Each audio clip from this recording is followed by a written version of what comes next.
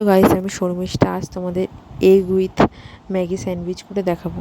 তো এখানে আমি দুটো বড় সাইজের ম্যাগি, যেটা জলে আমি সিদ্ধ করে নেব মশলা দিয়ে, নর্মাল যেভাবে ম্যাগি বানাই সেভাবে আমি সিদ্ধ করে নেব শুকনো করে।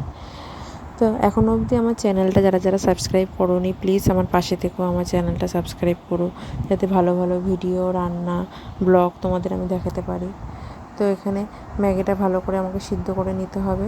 সিদ্ধ করার পর এখানে আমি 3টে ডিম ফাটিয়ে নিয়েছি, তার মধ্যে দিয়ে দিয়েছি টমেটো কুচি, পেঁয়াজ কুচি, লঙ্কা কুচি, আর দিয়ে দেবো সামান্য হলুদ, সামান্য লঙ্কার গুঁড়ো, আর দিয়ে দেবো স্বাদ মতো লবণ।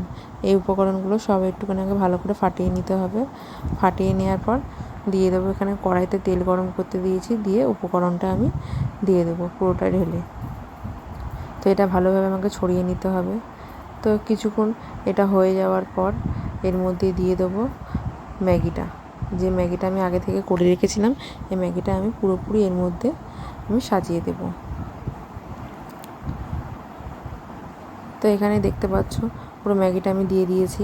দেওয়ার পর এটাকে আমি এক সাইড থেকে ভাঁজ করে নেব।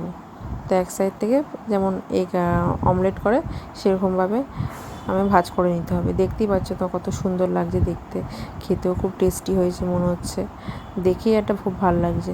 তো আমাকে দুই দিকেই আস্তে করে এপিট ওপিট করে ভেজে নিতে হবে। নেওয়ার পর আমি এখানে নিয়ে নিয়েছি টমেটো সস, আর নিয়ে নিয়েছি মেয়োনিজ। দুটো দিয়েই তুমি খেতে পারো। তো এখানে আমি টুকরো করেও নিয়েছি।